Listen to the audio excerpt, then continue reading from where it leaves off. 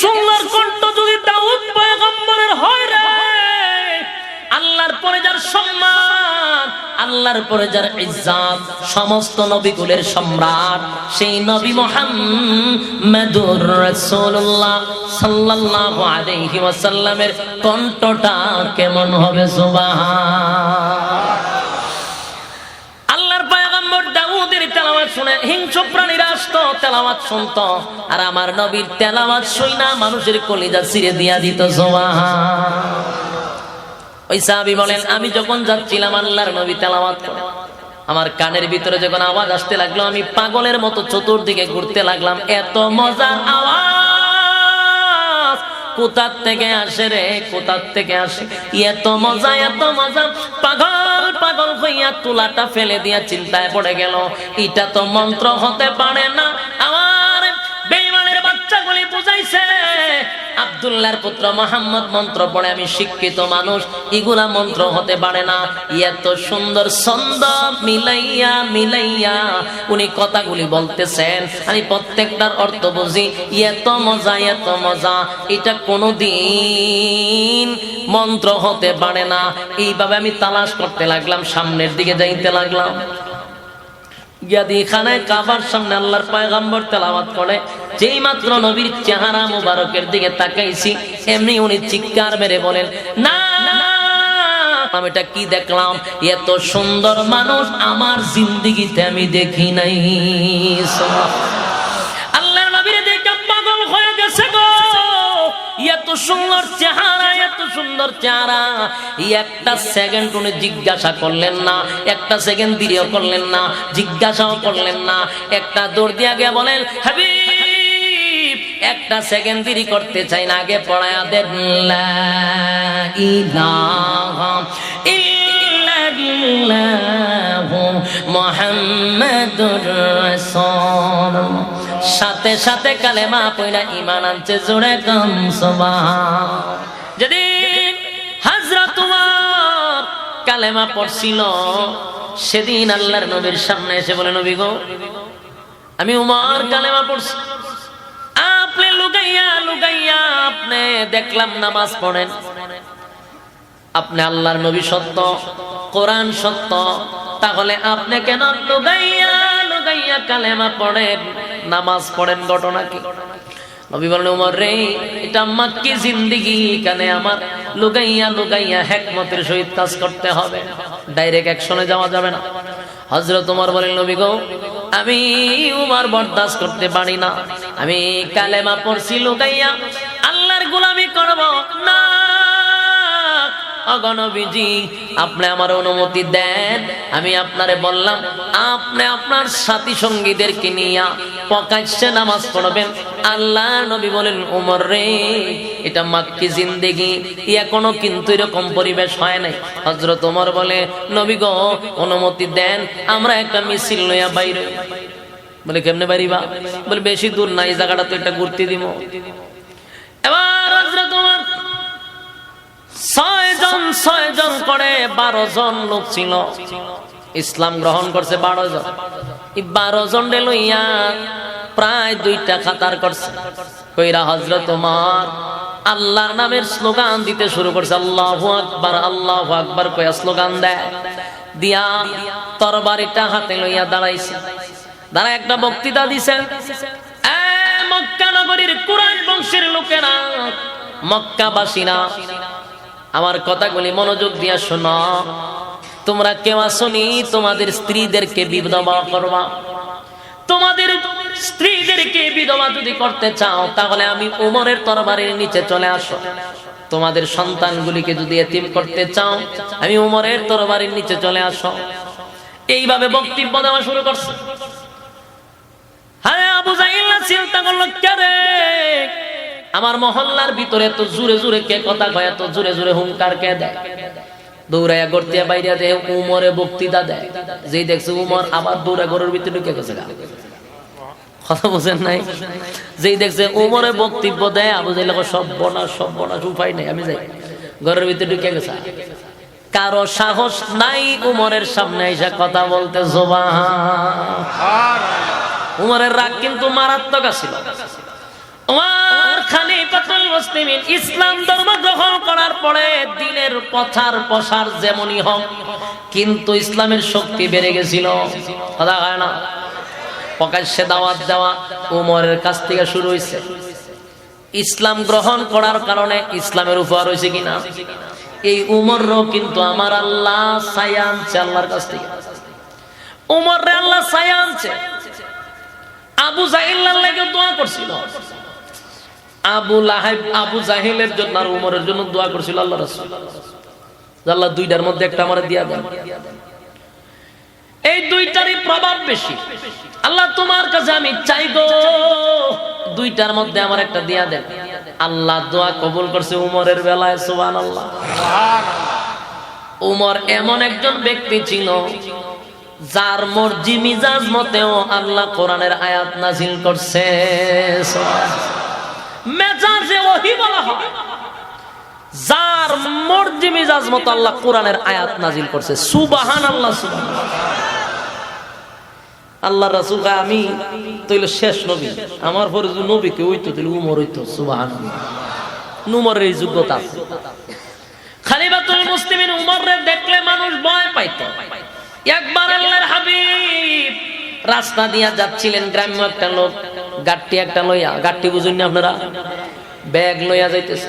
তা আল্লাহর রাসূল কইল এটার ভিতরে কি? এটার ভিতরে একটা সাপ। তো দেখি না এটার ভিতরে কি আছে? কনা দেখানো যেত না? তো ভাই একটু দেখি এটা কি? কনা দেখানো যেত না? দেখা হই না। রাসূল যতই কয় আরো চিন্তা থাকে। তা আল্লাহর রাসূল দেখে দেয় না। পরে হঠাৎ করে রাসূল দেখে হে কাঁপতাছে, আবার নিচু চাইয়া দেহে প্রস্রাব করে লঙ্গি সঙ্গি বাসায় নিল। রাসূল কো সব বরস কিরে, আমি তোর কিছু কইলাম মনে হে লঙ্গি টুঙ্গি বাসায় নিল, কাঁপতাছে তরতর করে, চোখ দুইটা বাই করে দিছে। ঘটনা কি? রাসূল ফিসা চাইয়া দেহে উমর কারণ হয়েছে। সুবহানাল্লাহ। বাড়ি কি হবে? উমর যে পিছেটা খারিয়া যখন দেখতাছে যে রাসূল কইতাছে হে ব্যাগ খুলে না, উমর খালি চোখটি একটা বাইরে লাল করছে, খালি হে জায়গা তরতর করে কাঁপে আর মুতে।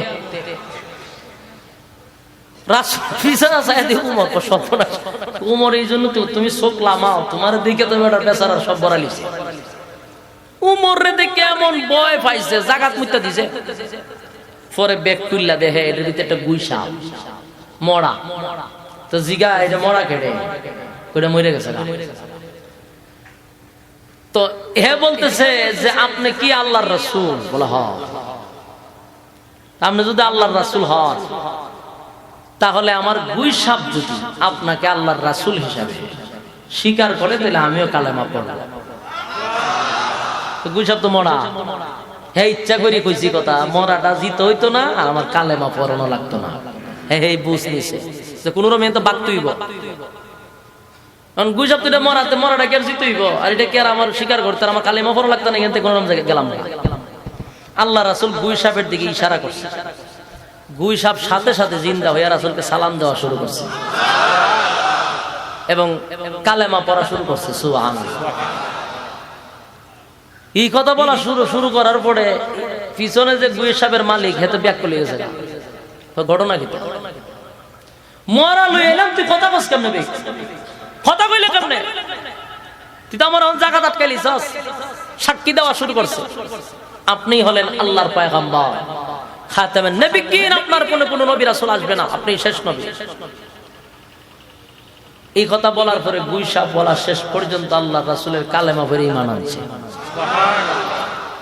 উমরের রাগ মারাত্মক ছিল, মারাত্মক রাগ, মেজাজ গরম। তার মর্জি মিজাজ মত আল্লাহ কোরআনের আয়াত নাজিল করছে। সুবহানাল্লাহ। যুবক ভাই, খলিফাতুল মুসলিমিন উমর এমন একজন ব্যক্তি ছিল যার আঙ্গুলের ইশারায় অর্ধেক পৃথিবী পরিচালিত হইত। অর্ধেক পৃথিবী আঙ্গুলের ইশারায় চলত। সুবহানাল্লাহ। মদিনায় ভূমিকম্প হইছে, উমরে লাঠি দিয়ে বাড়ি মারছে।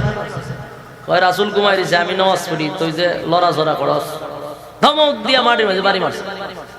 এই যে ভূমিকম্প বন্ধ হইছে এখন পর্যন্ত না, কিয়ামত পর্যন্ত ভূমিকম্প হবে না মদিনায়। একবারই কিয়ামতের আগে ভূমিকম্প হবে। কিন্তু আজ পর্যন্ত আর ভূমিকম্প হয় না। আপনারা বিজ্ঞান রেগে জিজ্ঞাসা করেন যে আমরার কথাটা কতটুকু সত্য। এর আজ পর্যন্ত ভূমিকম্প মদিনা হয়েছে না, ভূমিকম্প হবে না, কিয়ামতের আগে হইব।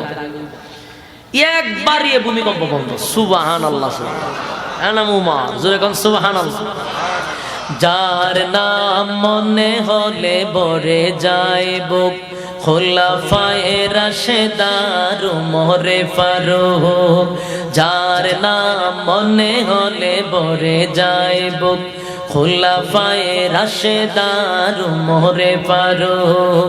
মাবুদের পথে ছিল নিবেদিত প্রাণ, নিজেই বহন করে দুঃখীদের ত্রাণ। ত্যাগ করে দুনিয়ার আলিশান সুখ, উমরে ফারুক, উমরে ফারুক, উমরে ফারুক, উমরে ফারুক।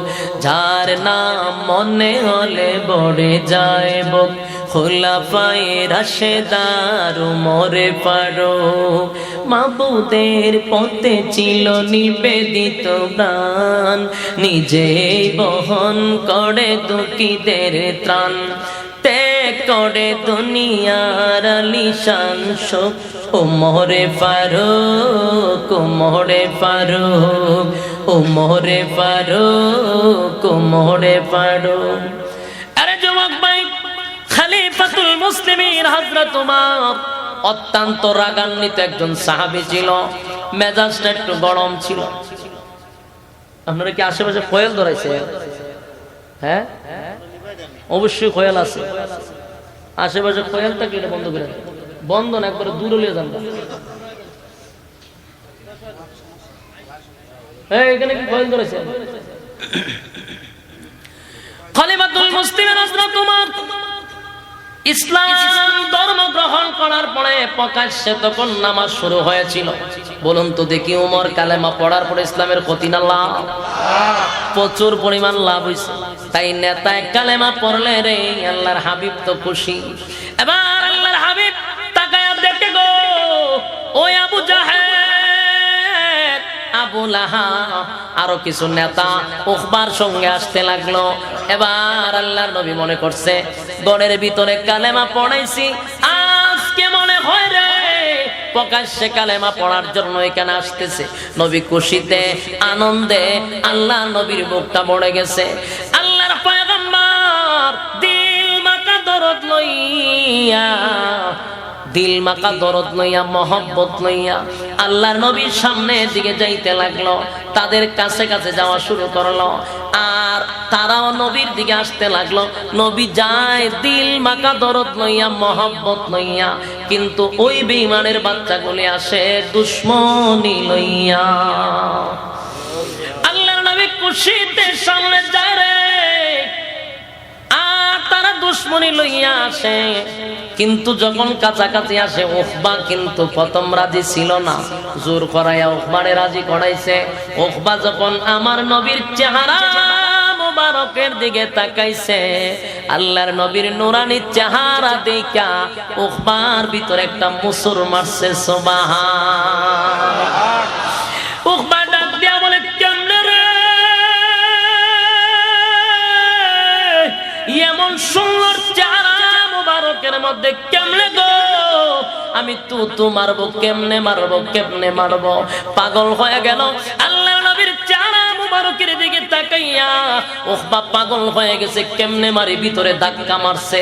এর যুবক ভাই, আল্লাহর নবীর চেহারা তো সাধারণ না। নবী আমার চেহারার দিকে তাকাইলে ও অনেকের কিদা নিবারণ হইত।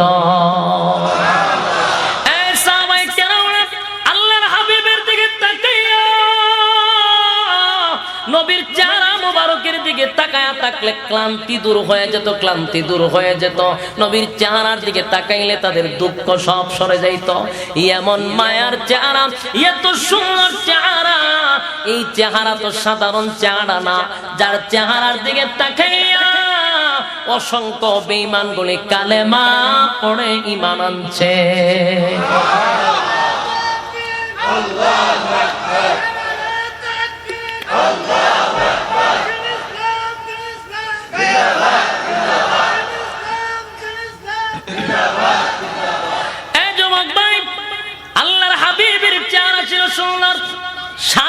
সুন্দর না। ইউসুফ আলাইহিস সালাতু ওয়াস সালামকেও আল্লাহ সুন্দর করে বানাইছে। আল্লাহর নবী যখন মেরাজের রজনীতে যায়, নবী বলেন আমার ভাই ইউসুফের সঙ্গে আমার সাক্ষাৎ হইছে। আমি তাকায়া দেখি আমার ভাই ইউসুফরে আল্লাহ এই পরিমাণ সৌন্দর্য দিছে, গোটা পৃথিবীর অর্ধেক সুন্দর আমার ভাই ইউসুফরে দিছে। কিন্তু যুবক ভাই, ইউসুফ নবীর শুধু চেহারা দেখে গো কালেমা কেউ পড়ে নাই, আমার নবীর চেহারা দেখেও মানুষ কালেমা পড়ছে। বেঈমানগুলি যখন আসতো আল্লাহর নবীর বিরুদ্ধে অপপ্রচার শুরু করছিল, উনি পাগল,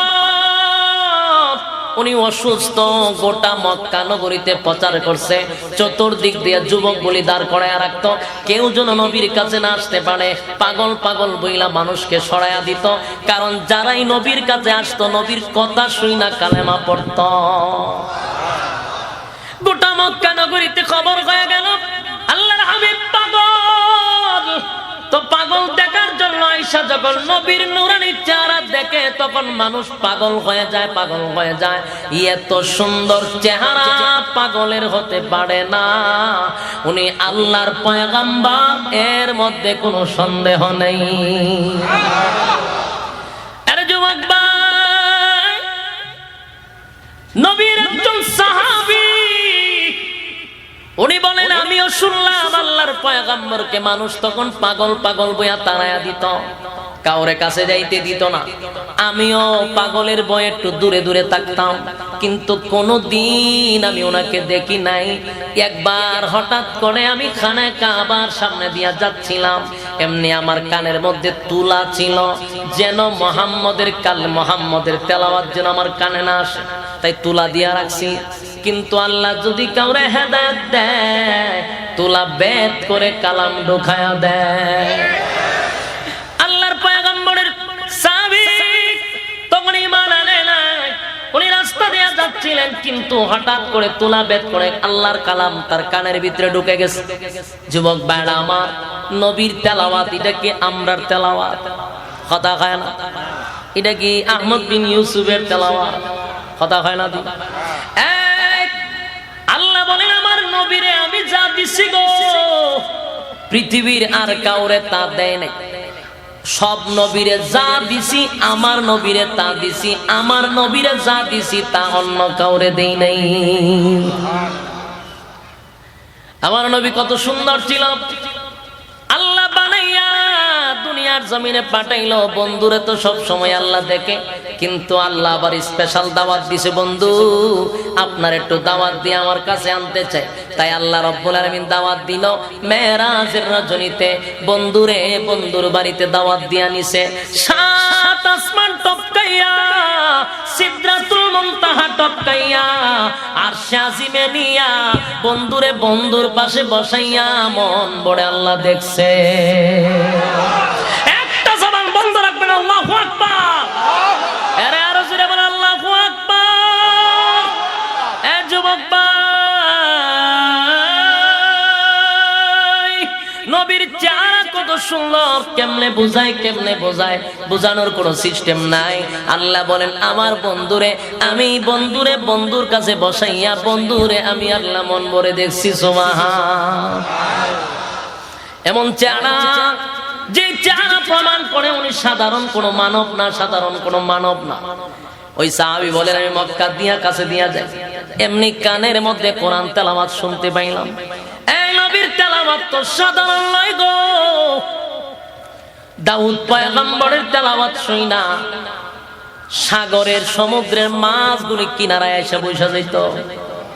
সুবহানাল্লাহ। বাড়ি গিয়া ভাই বনের হিংস্র প্রাণীরা পর্যন্ত চতুর্দিকে ঘেরাও করত দাউদ পয়গম্বরের জাবুর তেলাওয়াত শোনার জন্য।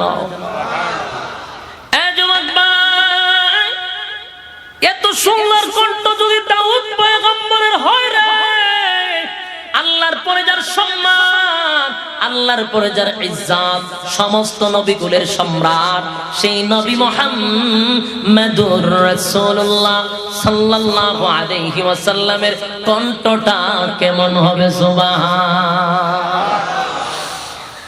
আল্লাহর পয়গম্বর দাউদের তেলাওয়াত বনে হিংস্র প্রাণীরা আসতো তেলাওয়াত শুনতো, আর আমার নবীর তেলাওয়াত শুইনা মানুষের কলিজা ছিঁড়ে দিয়া দিত। সুবহানাল্লাহ। ওই সাহাবী বলেন, আমি যখন যাচ্ছিলাম আল্লাহর নবী তেলাওয়াত করে, আমার কানের ভিতরে যখন আওয়াজ আসতে লাগলো, আমি পাগলের মতো চতুর্দিকে ঘুরতে লাগলাম। এত মজার আওয়াজ কোথার থেকে আসে রে, কোথার থেকে আসে? এত মজা, এত মজা। পাগল পাগল হইয়া তুলাটা ফেলে দিয়া চিন্তায় পড়ে গেল, এটা তো মন্ত্র হতে পারে না। আমার বেঈমানের বাচ্চাগুলি বুঝাইছে আব্দুল্লাহর পুত্র মুহাম্মদ মন্ত্র পড়ে, আমি শিক্ষিত মানুষ, এগুলা মন্ত্র হতে পারে না। এত সুন্দর ছন্দ মিলাইয়া মিলাইয়া উনি কথাগুলি বলতেছেন, আমি প্রত্যেকটার অর্থ বুঝি। এত মজা, এত মজা, এটা কোনোদিন মন্ত্র হতে পারে না। এইভাবে আমি তালাশ করতে লাগলাম, সামনের দিকে যাইতে লাগলাম। খানায় কাবার সামনে আল্লাহর পয়গম্বর তেলাওয়াত করে, যেই মাত্র নবীর চেহারা মুবারকের দিকে তাকাইছি, এমনি উনি চিৎকার মেরে বলেন, না আমি এটা কি দেখলাম? এত সুন্দর মানুষ আমার জিন্দেগিতে আমি দেখি নাই। আল্লাহর নবীর দেখে পাগল হয়ে গেছে গো। এত সুন্দর চেহারা, এত সুন্দর চেহারা। একটা সেকেন্ড উনি জিজ্ঞাসা করলেন না, একটা সেকেন্ড দেরিও করলেন না, জিজ্ঞাসাও করলেন না। একটা দৌড় দিয়ে গিয়ে বলেন, হাবিব একটা সেকেন্ড দেরি করতে চাই না, আগে পড়ায়া দেন লা ইলাহা ইল্লাল্লাহু মুহাম্মাদুর রাসূলুল্লাহ। সাথে সাথে কালেমা পড়া ঈমান আনছে, জোরে কাম সুবহান। এ যুবক ভাই, কালেমা পড়া ঈমান আনছে রে, একজন দুইজন নয়, অসংখ্য বেঈমান নবীর চেহারা দেখে কালেমা পড়ছে, কণ্ঠ শুইনা কালেমা পড়ছে। আগের আবু জাহেল, আবু লাহাব বাড়া দিনের বেলায় নেতৃত্ব দিত, মুহাম্মদের কাছে দাঁড়াও, কেউ যাবি না, মুহাম্মদের তেলাওয়াত কেউ শুনবি না, সাবধান সাবধান। গোটা এলাকায় লকডাউন দিয়া দিত, কেউ বাহির হতে পারবি না, সবাইরে লকডাউনে ঢুকাইয়া আবু জাহিল্লা রাত্রের বেলায় চুপি চুপি আমার নবীর তেলাওয়াত শুনতো। জোরে গঞ্জমা। আগের আবু জাহেল গুলি কোরআন শুনতে মজা পাইতো, কথা কয় না? এখনকার আবু জাহেল গুলি কোরআন শুনতেও চায় না, কোরআন পড়তেও দিতে চায় না। আগের থেকে এখন ডিয়ারিং মারাত্মক, কথা কয় না? আগের আবু জাহেল কোরআন শুনতে মজা পাইতো, লুগাইয়া লুগাইয়া নবীর তেলাওয়াত শুনতো। যদি জিগায়, কিরে তুই না লকডাউন দিছিলি কোরআন না শোনার জন্য, তুই দি রাত্রের বেলা লুগাইয়া লুগাইয়া আব্দুল্লাহর পুত্র মুহাম্মদের তেলাওয়াত শুনতে আসছস। এবার আবু জাহেল উত্তর দেয়, দোস্ত রে, কারো কাছে বলিস না, ইজ্জত থাকবে না। আমি সবাইরে নিষেধ করলাম, অথচ আমি আসলাম। তার কারণ হলো মুহাম্মদের তেলাওয়াত শুনে অভ্যস্ত হয়ে গেছি। তেলাওয়াত না শুনলে রাত্রে আমার ঘুম ধরে না। এটা এত মজা, এত মজা, এত মজা, এত মজা। তেলাওয়াত নবীর কণ্ঠ এত সুন্দর ছিল। আল্লাহ বলেন, আমার নবীরে যা দিছি আমি কাউরে তা দেই নাই। চেহারা দিছি আমি আল্লাহ এমন আর কোম্পানিতে বানাই নাই। কণ্ঠ দিছি, কণ্ঠ আমি আল্লাহ কারোর জন্য আর বানাই নাই। এত সুন্দর করে নবীরে বানাইছে। এই চেহারা দেখলে মানুষ বুঝতে পারে এটা পয়গম্বরী চেহারা, এটা কোনো মৃত্যুকের চেহারা হতে পারে না, প্রতারকের চেহারা হতে পারে না। এই চেহারা তো কোনো খারাপ মানুষের হতে পারে না, পাগলের হতে পারে না। এই চেহারা দেখলেই মানুষ কয় উনি আল্লাহর পয়গম্বর, সাধারণ কোনো মানব না। এবার উকবা ডাক দিয়া কই, কেমনে রে আমি তো মারবো, এমন চেহারার মধ্যে কেমনে তো মারি? কিন্তু পিছনে বন্ধু নেতৃত্বের জন্য, নেতাগিরি করার জন্য, গদির আশায়, চেয়ারের লোভে আর সামলাইতে পারলো না। নবীর সামনে গিয়া আল্লাহর পয়গম্বর তো দিল মাকা দরদ লইয়া আসছে, মহব্বতে ভিতরটা বড়া। নবীর সামনে যায়, আগায়া আগায়া কথা বলতে চায়, এরা দুশ্মনী নিয়ে সামনে আগায়। যেই মাত্র নবীর সামনে গেল, আল্লাহর পয়গম্বর কই, উকবা নেই, ঘরের ভিতরে কালেমা পড়া ইসলাম, এবার বুঝি প্রকাশ্যে কালেমা পড়ার জন্য আসছস? এমনি উকবা কয়, না মুহাম্মদ রে, কালেমা পড়ার জন্য আসি নাই। তাহলে কেন আসছস? বলে কালেমা ফিরায়া নেওয়ার জন্য আসছি। জোরে কর নাউজুবিল্লাহ। কালেমা ফিরায়া নিবে রে, এই কথা বলার সাথে সাথে উকবা আল্লাহর নবীর চেহারা মোবারকের মধ্যে থুথু মারছে। একটা জবান যদি বন্ধ থাকে বুঝবো ইমানের দুর্বলতা আছে। জোরে কোন আল্লাহু আকবার, জোরে কোন নাউজুবিল্লাহ, আরো জোরে কোন নাউজুবিল্লাহ। কত বড় জাহেল, কত বড় কপাল পোড়া, কত বড় কপাল পোড়া। কপাল পোড়া হইলে এমন সুন্দর চেহারার মধ্যে তুতু মারতে পারে? যেই মাত্র তুতু মারছে আল্লাহর হাবিব অবাক হয়ে গেলেন। সাথে সাথে নবী মাটিতে বৈশা গেলেন। বৈশা একটা চিৎকার মেরে বলে, আরে উকবা কি করলি? গতকালকে আমি তোরে জান্নাতের টিকেট হাতে দিয়ে আসলাম রে।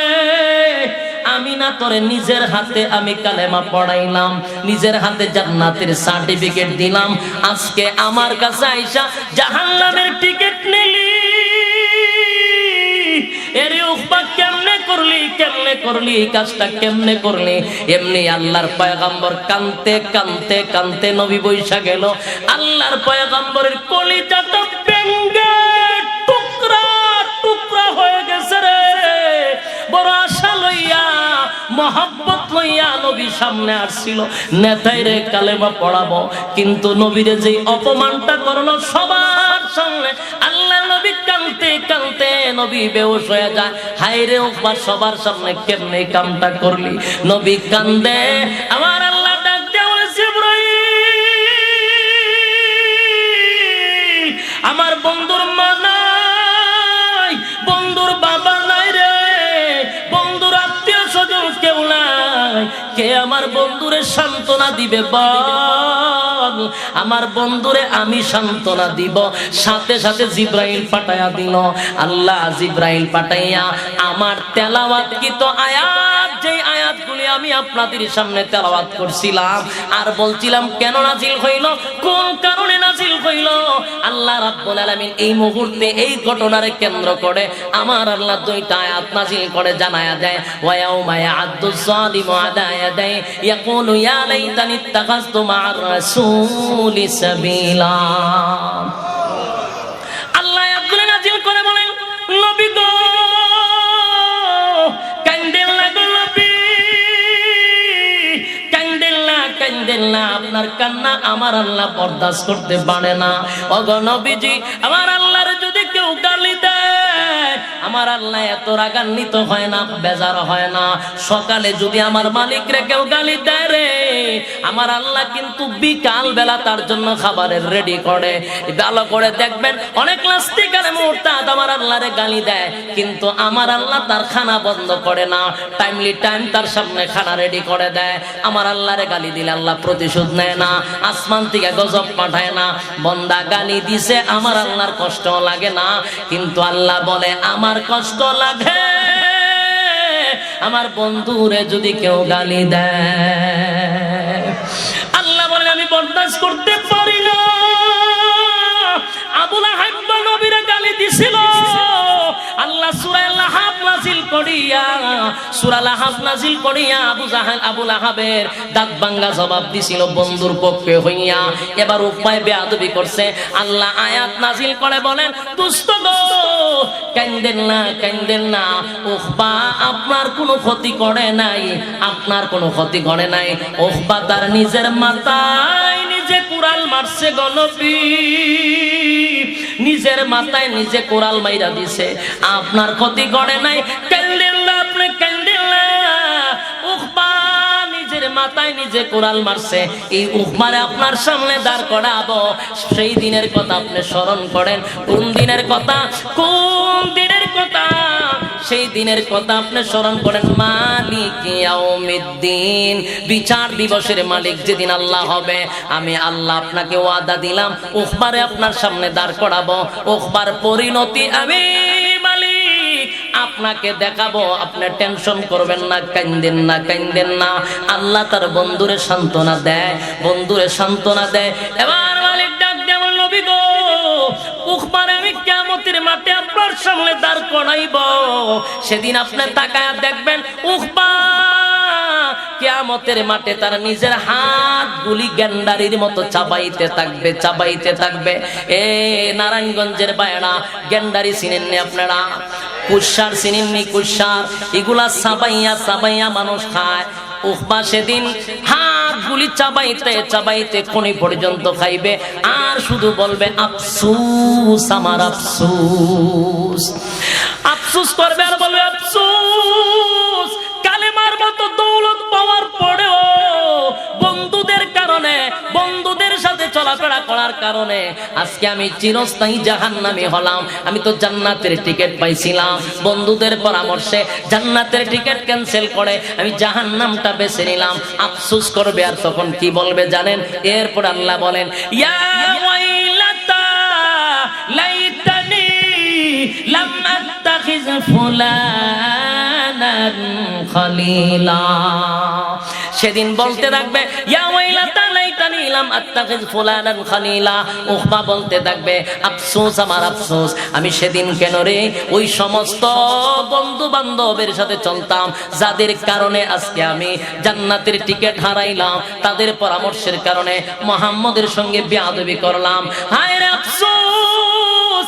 আফসোস করে বলবে, অমুকের সাথে যদি বন্ধুত্ব না করতাম, অমুকের সাথে যদি চলাফেরা না করতাম। যুবক ভাইরা আমার, একটা জিনিস খেয়াল করবেন, কোরআন নাজিল হয় তার বিশেষ কোনো কারণে, তার অবস্থার উপরে কোরআন নাজিল হয়, কিন্তু এই কোরআনের আয়াতের হুকুমটা তাকে কিয়ামত পর্যন্ত, কিয়ামত পর্যন্ত হুকুম থাকে।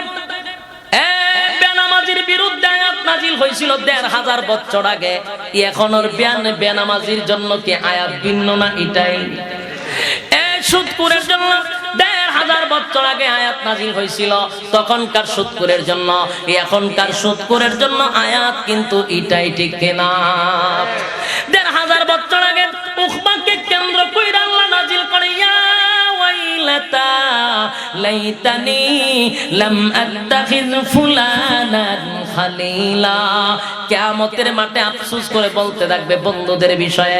আল্লাহর নবী বলেন, ও আমার উম্মতেরা, শুধু উকবা নয়, উকবা নয়, আল্লাহ ডাক দেয়া বলেন, বন্ধু গো, শুধু উকবা নয়, কিয়ামত পর্যন্ত ওই সমস্ত মানুষ যারা বন্ধুর কারণে ধ্বংস হয়েছে, যারা বন্ধুর কারণে গাঞ্জা খাওয়া শিখছে, বন্ধুর কারণে ইয়াবা খায়, বন্ধুর কারণে নেশাগ্রস্ত হয়েছে, বন্ধু বেনামাজি তাই বন্ধু বেনামাজি, বন্ধু সুদ খায় সেও সুদ খায়, বন্ধু বেনামাজি সেও বেনামাজি, বন্ধু জেনা করে সেও জেনা করে, ওই সমস্ত বন্ধুরা কিয়ামতের মাঠে সবাই এক বাক্যে বলবে, ইয়া ওয়াইলাতা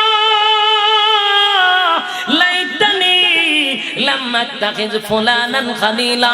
সেদিন বলতে থাকবে, আফসোস, আমার আফসোস, আমি যদি বেনামাজিকে বন্ধু না বানাইতাম, আমি যদি সুদখোররে বন্ধু না বানাইতাম, আমি যদি টেন্ডারবাজকে বন্ধু না বানাইতাম, আমি যদি অমুকরে বন্ধু না বানাইতাম, তমুকরে বন্ধু না বানাইতাম, হায় রে, আমি যদি একজন নামাজি বন্ধু বানাইতাম, আমি যদি একজন আল্লাহওয়ালাকে বন্ধু বানাইতাম, মসজিদের মুয়াজ্জিনরেও যদি বন্ধু বানাইতাম, ইমামরে যদি বন্ধু বানাইতাম, মাদ্রাসার শিক্ষকরে যদি বন্ধু বানাইতাম, আল্লাহওয়ালাকে বন্ধু বানাইলে হয়তো আজকে এমন পরিণতি হতো না, যার সাথে যার মহব্বত তার সাথেই তার কিয়ামত। সম্মানিত সুধী, এখনকার জেনারেশন শুধুমাত্র নষ্ট হচ্ছে বন্ধুর কারণে। এই বন্ধুর কারণে জাহান্নাম পর্যন্ত আপনার যাইতে হবে। সেদিন আপনিও বলবেন, হায় আফসোস, আমার আফসোস, ইমাম রে ভালো পাই নাই, ইমাম সামাজিকতা বুঝে না, মুয়াজ্জিনকে ভালো পাই নাই, সামাজিকতা বুঝে না। কিন্তু যারা বুঝতো তাদের সাথে চলার কারণে আজকে জাহান্নাম পর্যন্ত আমার আসতে হয়েছে। মানুষ আফসোস করবে, কোনো লাভ হইব না।